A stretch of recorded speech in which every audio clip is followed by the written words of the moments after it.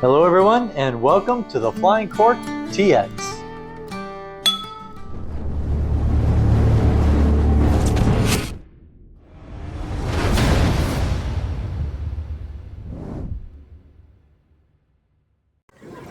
Hello people, this is Tom with the Flying Cork TX, and you're going to know something just slightly different. We're going to do a little spin on things, and we are at a different location.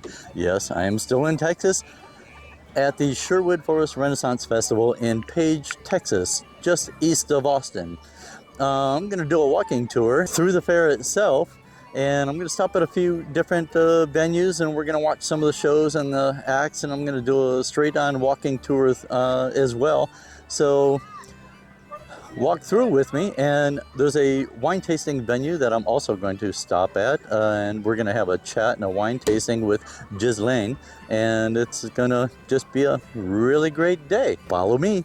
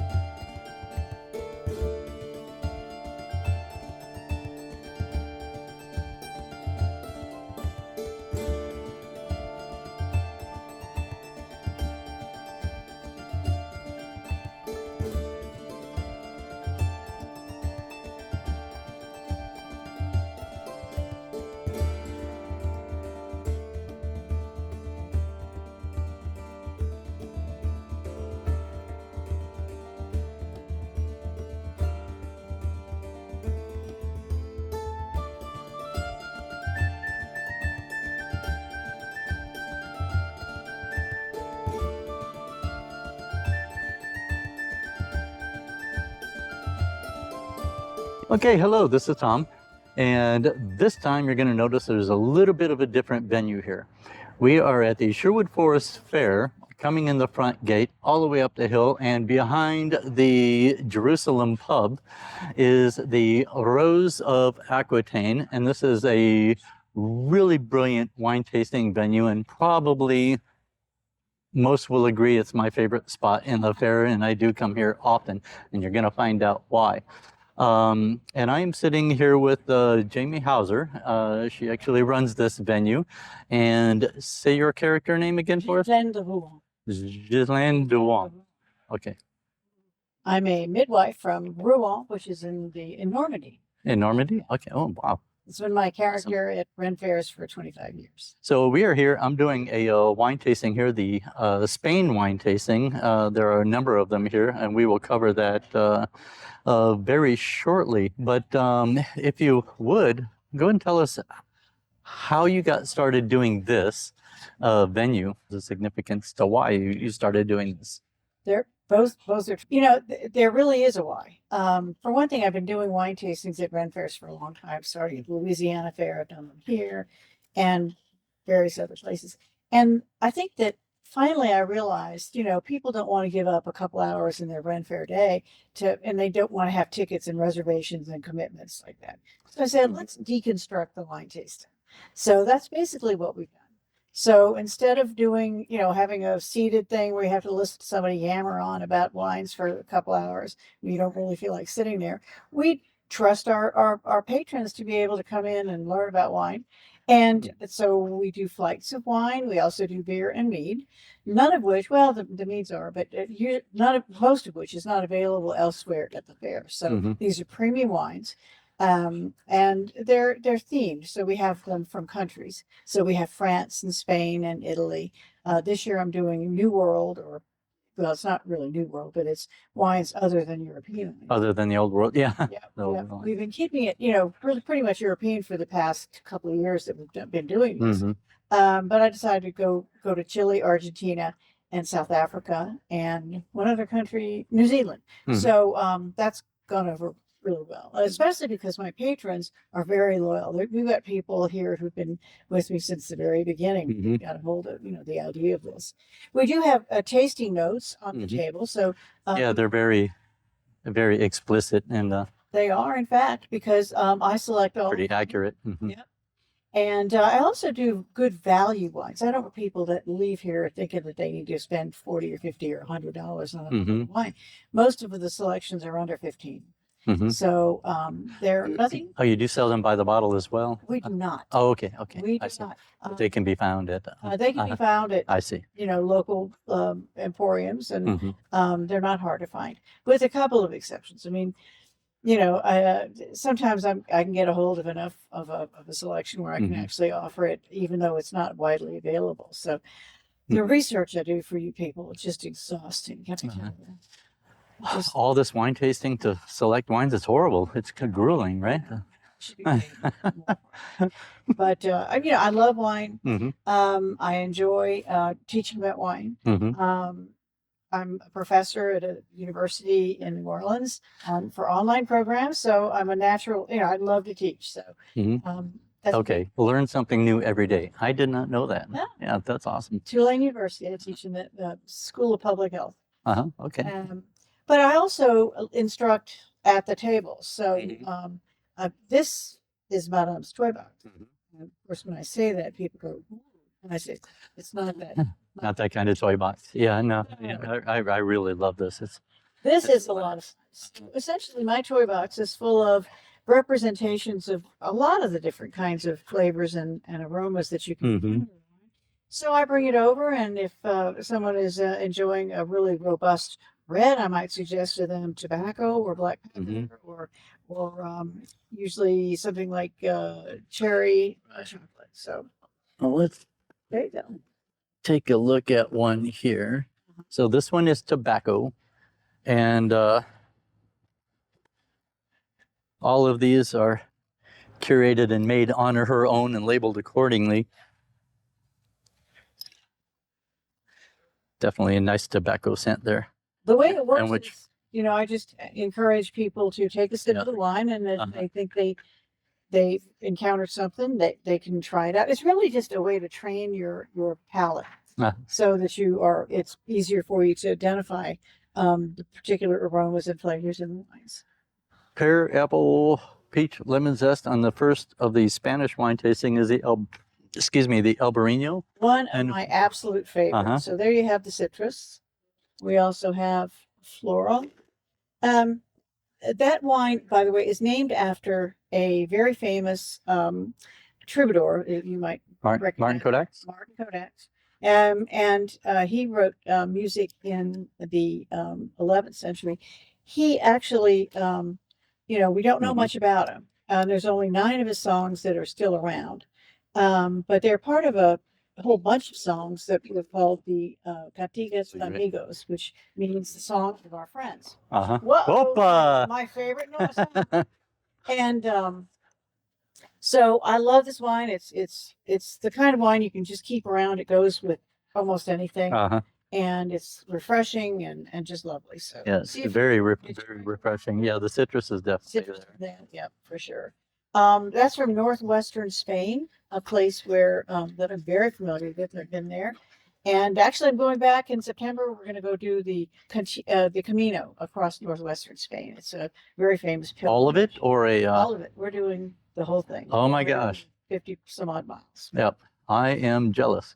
My mother-in-law has done it in increments. In pieces, yeah. But yeah, I would love to. That is definitely on my bucket list someday. Yep. And I've heard there's plenty of wine along the trail. That's what I hear. That's what. Yeah. Apparently, one of the big things that you do along the trail is, of course, just meet other people, stopping and local people, and that's what we look forward to. So I'm sure we'll be tasting some wonderful wines, and even the not so wonderful wines. It's a good thing to sit around. We were in that area because my husband ran with the bulls in Pamplona. My husband and my son a few years ago. And I stood on a balcony watching the damn fools run by. That's where I would have been. A Yeah. glass of cava. So I think I was smarter than they were. But at any rate, we were staying in this little bitty village up in the Pyrenees, and it had like 9 houses in it. And there was a local bar, but it consisted of a man's stoop where he had just some steps, and you go sit on the steps, and he'd bring out a couple of bottles of wine, and you drink his wine. So it was delightful. He had a bunch of cats too. So that's the kind of thing. I would have been doubly happy there. Yeah. Exactly. Mm-hmm. Back to the wines. I think that the 4 wines that I select, it's 2 whites and 2 reds, representative of the country, and I try to introduce people to wines and grape varietals that they maybe haven't tried. That one is an Albarino, which is very, very distinctly in that area. And the other thing it has is kind of a minerally undertone that I really enjoy. Not as sharp as a Sauvignon Blanc might be, but it's still there. And I can't figure out how to get a mineral aroma. So if anybody has any ideas about that, rocks in a jar just don't do. No. So wet rocks in a jar. Yeah. In the comments, if you can figure that out, please let us know how you can get a mineral aroma in a jar to stay there without actually licking a wet rock. Yes. I don't know who did that to actually try that, but please, they did. it's definitely there. Very delicious. What do we have? Number 2 here is the Martin Sancho Verdeo. Yep. And that is a really unusual grape as well. Rueda. Yep. And so the Rueda is actually where it is from. And I think that's the Verdejo grape. And it is, I think it's an old vineyard that makes this. It's from the, I think, 17th century. And so when you go to Spain, there's a lot of history about things. And there's different grapes all over the country. So it's a great place to go for tasting. Yeah. So Italy is the same, and those are 2 of my favorites. And I feel like I was just born and raised on the wrong side of the pond. Well, come retirement, I would like to spend a lot more time over there. Absolutely. So this Verdejo.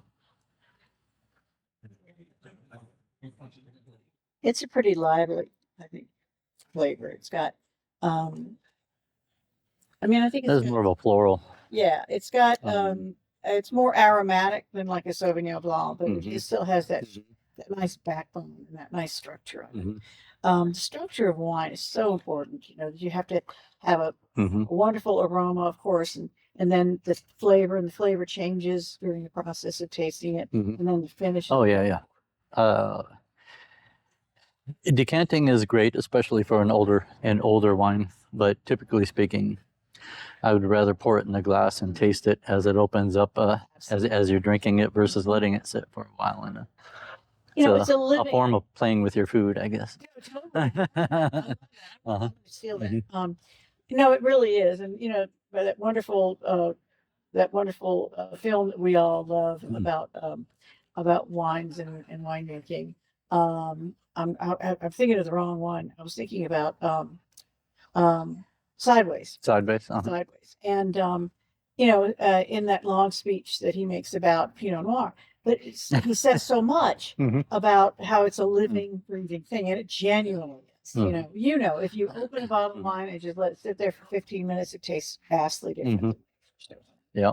So yeah, that's why I like doing that in the glass instead of I agree. Instead of decanters. To enjoy it. Indeed. Yeah, there's a light pear in there too, but definitely very floral. That's really pretty. That Rueda. And what does that say? Limited production as well. Production limitada. Exactly. Exactly. Now with the I have to find that. That's something that's typical. I'll figure out some way of having 2 wines that can contrast each other. So these are both Riojas, which is probably, next to Tempranillo, it's one of the more famous of the Spanish wines, and they are from the same year. And this way I can actually demonstrate the idea of terroir. Same grape, same year, vastly, not vastly different, but really different. And that way people can start understanding I mean, I think that if there's one thing that people need to really learn about wine is that idea of terroir, Mm-hmm. which means territory. Mm-hmm. Fancy, but Right. And this particular acre is going to taste different from the one right down the road. yeah, the soil, the climate, everything, all of that combined together is the terroir. Mm-hmm. Well, and these wines are going to taste different tomorrow Mm-hmm. because, well, maybe not tomorrow because forecast is the same, but based on the weather, Mm-hmm. you know, it depends on the relative humidity, depends on the temperature. Uh-huh. So, you know, don't expect for it to be consistent. It's not Mm-hmm. gonna be. Right. Indeed. And this is this particular this Tempranillo is very, very similar to a Rioja Tempranillo that I had. It was a 2004.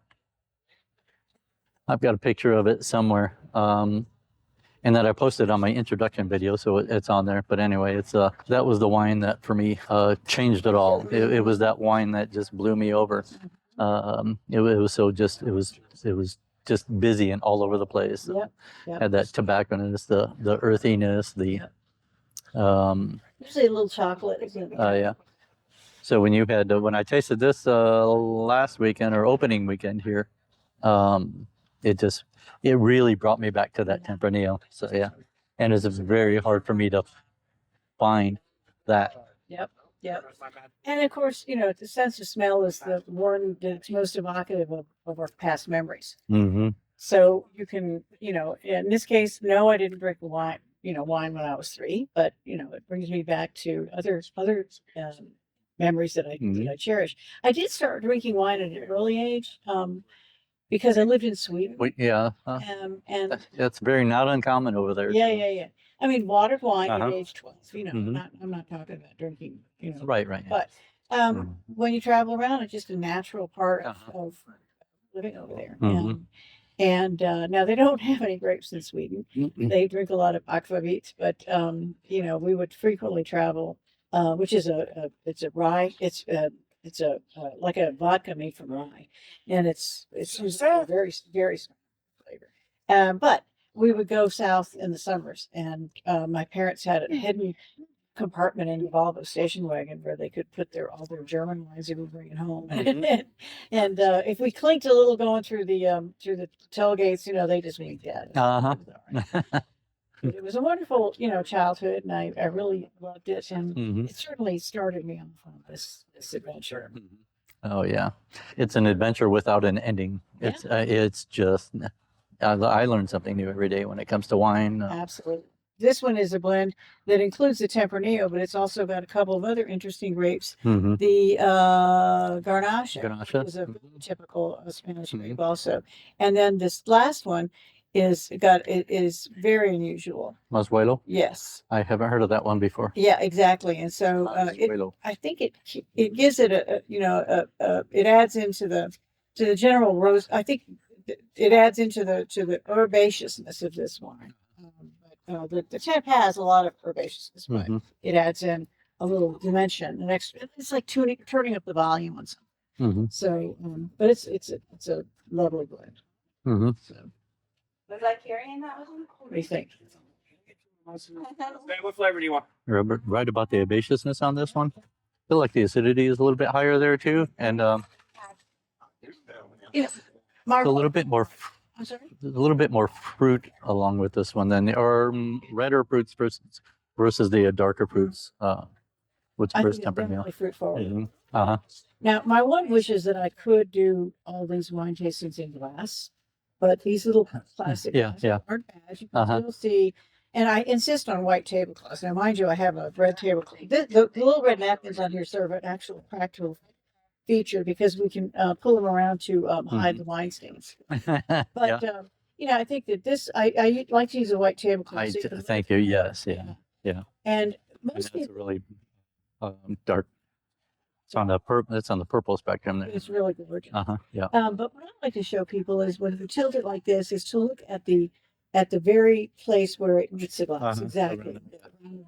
So that's where it shows whether it's more of a blue shade or a violet shade or purple. And in the white wines less so, but you can certainly see a greenish tint with the whites. Yeah. The straws and the yellow. This one's a very light yellow. Yeah. Yeah.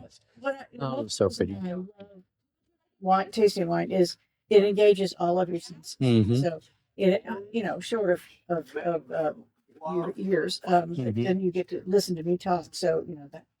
Well, that's always a plus, of course. Yeah.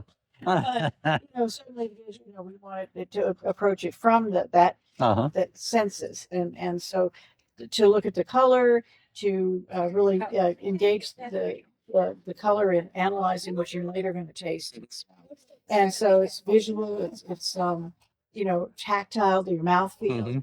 um, and really to This guy's got a long. and what parts of your tongue are being engaged for the flavors? Because there's specific zones of your tongue that pick up different flavors, like the bitterness is around the sweetness. Sweetness up front. Yeah. Yeah. This one's got a nice long finish too. It It's, does. yeah. Yeah. That was nice. I really love them all. I know. And I pretty much between last season and this season, well, of course, you got the New World ones now. And like I said earlier, New World versus Old World. Old World is what? Spain, France, Italy, Germany. Mhm. That general vicinity, and everything outside of that is New World, not just the United States. Yeah. So yeah, you now have that to the menu. Speaking of trying them all, please tell us about the Order of the Rose, because It was an interesting idea that I was thinking about people coming back and enjoying the wines. Said we should really have some sort of an acknowledgement of their assiduous study of the I think it's brilliant. so the vintner and the brewer and the meadery. So we have a little punch card, and it is very simple. And if you drink your way through 6 of the flights that we offer, 6 of the 7, yeah. then you become eligible to become a member of the Order of the Rose. Not unlike the Order of the Garter in England, as chivalric. Ours is more educational. Yeah, I'd rather have this one. Most in general, that people would prefer the sort of what you get for this. So the Order of the Rose is simply 6 of the flights, and then there are some benefits to doing the order, as you know. The first is that you get a nice pin. Now, see here, I have all of the pins. Yeah. And we have a different one. By the way, I'm from New Orleans originally, so my leftover Mardi Gras beads. Oh, there you go. Very nice. Yeah. For that. They look like grapes, so that's pretty apropos. So the purpose of this is so when you're out and about among the populace out there, so that if you encounter another member of the Order of the Rose, you could recognize you. Yeah. Yeah, we're gonna have to come up with a secret handshake. Oh, that's a good idea. Symbolizing the 2 glasses clinking or something like that. All right, Tom, you're in charge. Okay, I'll figure that out. Yeah. You have to do that. And then you get a free flight.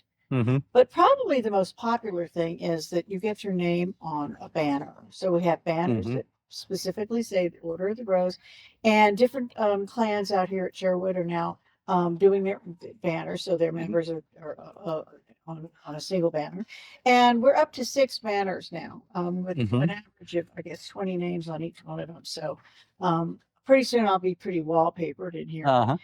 People love it. It's just so much fun, and we do a ceremony. And we ask members of the Order of the Rose to stand and greet their brethren and sisterin. So anyway, it's a lot of fun.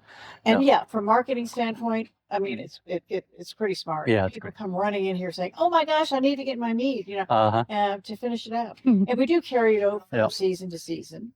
Yeah. And one important thing to know is we never let anybody do it all in one day. Oh yeah, that would be a lot of It happened one time and did not end well for the gentleman in question. So we made No, I think I've done 2 in a day was sufficient. I think 2 a day is a good pace. Yeah, and you will definitely get at least 1 pin by the end of the season. Absolutely. Easy enough. And you will see that possibly. So I've been holding out. I actually have now my 3rd, and then this particular one here is going to complete my 4th pin, and then I will be complete. Is there a rank in an Order of the Rose? Will I be a captain or general or? We have 1 captain, and this is the gentleman who finished, he's done all of the levels first. So we made him the captain of the order. Uh-huh. And, but I'll probably have to come up with something for some other officers of the order. Uh-huh.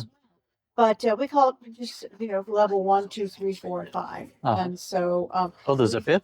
there is. We've had. Oh, I didn't. Yeah. Oh, you added a fifth. And so basically, these are like from. They're not consistent Uh-huh. year to year, to be honest with you. These are handmade Uh-huh. by us, and so Oh, they're very cute. Yeah. Mm-hmm. they still have Uh-huh. the same purpose, of course. Uh-huh. But yeah, we do. And now the other thing that we're considering is doing an additional couple of flights, and may start like if you do the ones that we currently have, Mhm. and then you can start on a different rank. Sometimes Okay. you can make these things too complicated. Uh-huh. You need a Right, right. Yeah. So Yeah. it's just for fun. Well, regardless, I will have more life goals, things to complete. Yeah. We love Uh-huh. Oh, and also once you complete and get your pin, you also get one free flight still. Is that correct? Okay. Yeah. Yeah. So yeah, I'll come back from my free flight, and then I will a little bit later, and then I'll get my other pins. The other thing I Add it on. wanted to add is at the beginning of the season, or possibly the end of the season, is have an exclusive wine tasting, like an after hours kind of an event just for the members. of Uh-huh. the order. That would be awesome. There's quite a few. Think we'll all fit in here? I think I'll need a bigger venue. We might do it in the Great Hall, for Mhm. example. And That would be- my wine. That would be really nice. bringing out stuff that we don't normally serve. So Uh-huh. yeah. Yep. That would be very nice. Yep. These are amazing. And this was definitely something that, in my own opinion, Sherwood definitely needed a really nice wine venue like that. I know at the pubs around the fair, which they serve predominantly beer, they have a couple of wines with them. One Texan wine that they have there, but it's really nice for me to come up here and get a glass of really good wine up here during that. Essentially, it's sort of As well. Whenever I do something that I want, and I wanted a venue like this, so that's another thing that led me to want to do Yeah. it. And the tablecloths and all the decor and everything, are things that I think set it off, but also the setting. Mhm. Your guests can't see it, but Oh, they will. Yeah. Mhm. and it's kind of set apart. It's a nice place, especially on a hot, dusty afternoon. Come and Mhm. enjoy like a sparkling light. And so it's. I think that's part. We also encourage people to bring in food. We don't serve food. Yeah. We have a tapas place here. We have Uh-huh. an Italian place. Yeah, Dante's or pizza. Mhm. And so people just bring in your pizza and sit down with a nice glass. We do full pours of anything. Uh-huh. Yeah, like if somebody really doesn't like reds or doesn't like whites or something like that, I will do special flights for Mhm. people. And so, we don't do it often. We frequently have people who want a flight of mimosas. We only do that a couple of times. We do it on a very quiet Sunday afternoon sometimes, and then we also will do it on between 6 and 7 on closing day. Right. That's our punch card that we get for the wine tastings right there. See, one more punch to go on this one, and it's number 4. Well, Indeed. Yeah. I think I have my third one is in my wallet still. Being well guarded, Absolutely. well protected. absolutely. Yeah, this is a great place. The live music that you have in here. Who's the gentleman that typically performs in here? Is Al Coffrin. Al Coffin. Yeah, His character name's I- Albrecht. yeah, Albrecht. That's why I can never remember his name. So Albrecht. He's an interesting guy. He is a very interesting guy. The instruments that he plays in here are legitimately historical, and not only does he play them well, but if you ask him, he also will really give you the history of that particular instrument, and some of which is just based off of an instrument that they see in a painting, and then they just make it as well as they can off of that. Yeah. It's really amazing. It's Well, yeah, I really he's forgotten more about music than I'll ever know. But, he's literally has kind of idol status, and Yeah. he's you know, I don't know, Bruce Springsteen of the Ren Fair, Uh-huh. you know, actually very active in that SCA, the Society Uh-huh. for Creative Actors. Yeah. And you know, he's also just one of the nicest people I know. And he's also, by the way, a rocket scientist. He literally works for NASA. And so we find there's a lot of people that are Learn something new again. um, there's a lot of people. There's a real connection between music and mathematics, for example, or you know, science. So that didn't surprise me. Well, it did surprise me a little bit. Anyway, just he adds to the ambiance we're going for is literally a medieval tavern. And, Yes, you nailed that. Yeah. so we've got the visuals, you know, we've got the sounds, Yep. we've got certainly, you know, the wines. Fortunately, we have more wines than they had. They would have had maybe one barrel, but you know, we do a little bit more. Yep. This is awesome. This is wonderful. Well, you've been a Yep. wonderful patron of ours. Oh. Really enjoyed having you. And for as long as you are here, I will be. Excellent. Yep. I really do love this. So yeah, if you come to Sherwood, definitely stop by up here. Come in the front gate, all the way up the hill to the back, and you will find this tent here. Ask anybody; they'll point you to it. Yep. And say hello to. Say your name again. Gislaine Drouin. Gislaine Drouin. Yep. Well said. Awesome. Excellent. Thank you, my lord. And definitely, thank you very much. Look forward to many more years of instruction. Absolutely. And I am Friar Tomas today, so I am going to walk around to the fair and greet all the peoples and bless all the peoples. But first, I'm going to bless this wine. Ciao. Au revoir. Au revoir. Okay. Excellent. Thank you. My